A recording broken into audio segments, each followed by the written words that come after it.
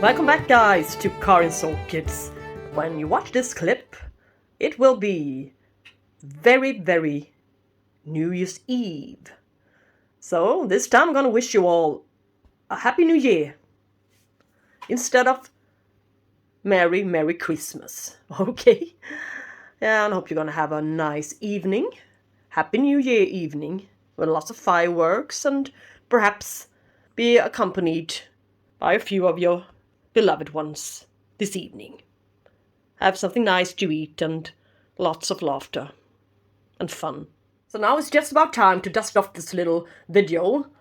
It's turned out now to be 1 month old, so it's really about time. Yeah, and it's gonna be part 2 on my report or not report session for my Sweden Orchid haul. Come along with me and watch me report a few orchids together with you guys today. And I got this lovely one, Coelogyne Usitana. I don't know, maybe it's gonna stay in. Let's see what it's potted up in. It may be. Yeah, it's, of course it is, yeah. It's sphagnum moss. Yeah. I'm gonna keep it in the sphagnum moss bowl. And it's some, yeah, some grave or such, I don't know, around it. I'm gonna place it in a hanging basket with some coconut husk fiber chips around it. For this one, I will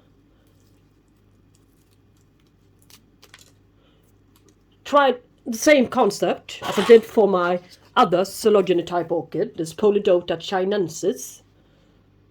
Yes, as you can see, it's in bud. Yeah, perhaps another one. But anyway, it's sitting in coconut husk fiber chips. Yes, large pieces of bark to the bottom, and the coconut husk fiber chips are mixed up with some perlite. So this one is doing great. Yeah, it keeps the moisture really well. Well enough not having me water it every single day. So if these two guys sit together at the same spot, I will keep track on when it's time for them to be watered about simultaneously. Yeah, a little bit of coarse bark, perhaps a little bit of charcoal. Yeah.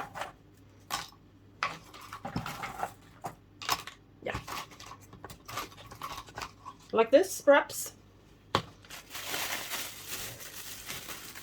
And here's a bag with a washed coconut fiber chips. It's been washed about 20 times, and in regular water, of course. And it's been soaking, washed, cleansed, soaked, washed, cleansed, a little bit like preparing your lacquer beads for semi-hydro. It needs to be clean, otherwise it will be too sour. The media is going to be a little bit too sour. Not a little bit, a lot, even. Yep. And what's in here? Perlite. Shake it a little bit. Perhaps I will get the larger pieces and not only the stuff that looks like mealybugs on scale. Yeah. What is this? Yeah, it's okay. Alright. See, anything new coming? No, not yet, but it will come from this part, of course. And, alright. So I'm keeping a bit of the sphagnum moss. It really doesn't make a difference. It's better not to release the roots. Coconut husk fiber chips are great, as long as they don't turn into a wooden-like stiff and hard ball around the roots. That's when it's really difficult to get rid of.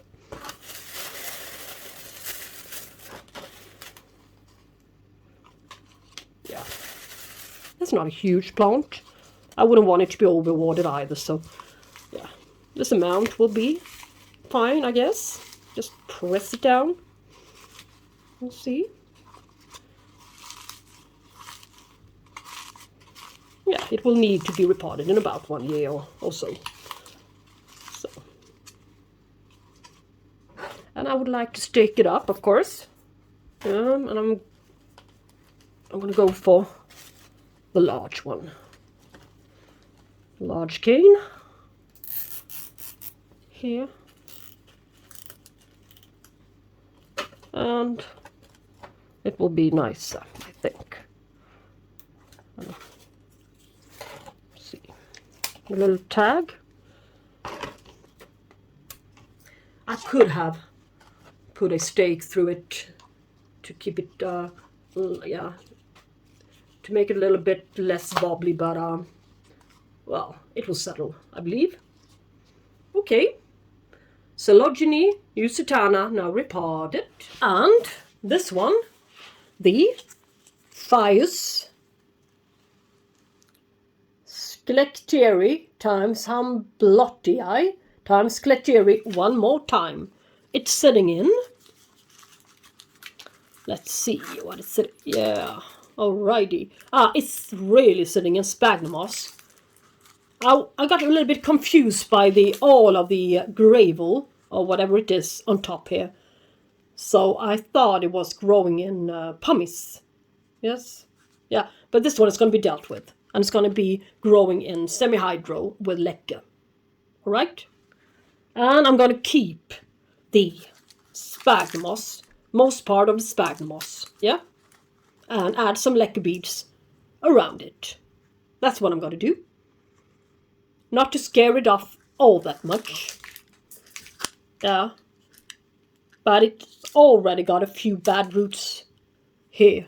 But it's got a few good root tips over there. So it's going to be established really well. Just as its little cousin over here. To the back side. He's sitting in semi-hydroponics and he's doing really well. So same treatment for this little guy. Semi-hydroponics. And I'm going to scratch off as much of the sphagnum moss as I can without disturbing too many of the roots here. Yeah. Maybe I can get rid of most part of it. Yeah, it looks like that. So, semi-hydroponics for this guy. Yeah, I bet he's going to enjoy it. He's going to love it.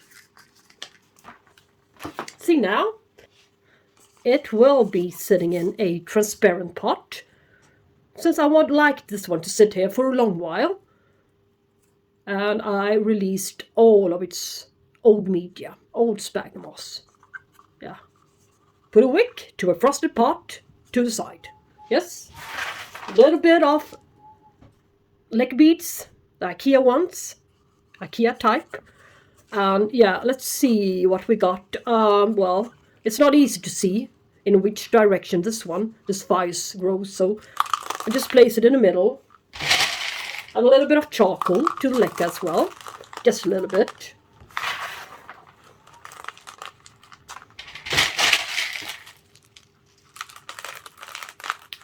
And I believe this one is going to do okay, since it's got a lot of good new growing roots. With good new root tips everywhere. Oh, I'm not going to break them, am I? Yeah, I'm not gonna. Yes.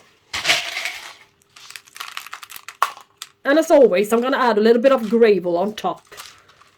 Yes. Let's see if we can find it. Yeah, it sure looks like a mess here, but never mind the mess. I've got a lot of other things to do today. So, well,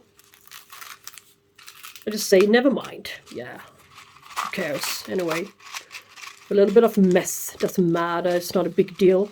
So, now I covered the roots, just as I did for its cousin, the Phaius tankervillae, and it's doing great. Nothing seems to have bothered that guy all that much, the repotting. Or shall we say the transition. Didn't do that guy any harm. Not the least. So, let's put a tag. Back again. Phaius. Yeah, never mind. I cannot find the energy to pronounce it, but Phaius hybrid. Nicely potted up. And this gorgeous Cattleya now just going to be repotted into 9 centimeter pot. Yes, new growth to the front side. And some lacquer beads with a little bit of cut charcoal, as usual, to it.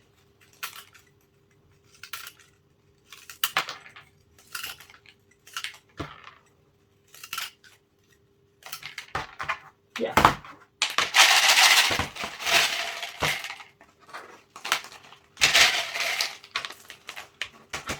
And I couldn't get rid of all of its sphagnum moss, so I guess this will be considered as a soft repotting. But nevertheless, it worked for the Village Chief Rose orchid, Cattleya type orchid, just about the same size as this one, to be soft transitioned, so to speak, which means that I kept the media it was sitting in, the sphagnum moss in that case, and as well as in this case. But in this case I got rid of a little bit more of the sphagnum moss, but, well, I will not take too many chances this time. Yeah, I think you know why. This is such a gorgeous one, and not easy to find as well. The first time I ever saw it available. Yeah. Alright. No, that's great. And the last orchid. It's so funny.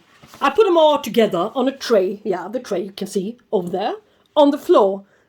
Since I was recording another video and they were in the way, so I had to put them on the floor.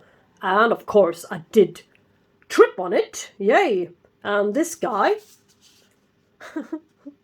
I knocked over this guy. Of course, it had to be this guy.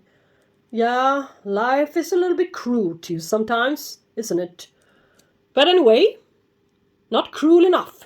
So it didn't lose its bud, but it did lose a little bit of its media. But I can just fill this one up. I'm not going to disturb it, even though it's fully okay to repot a Paphiopedilum in bud. It won't do the bud any harm or cause it to blast.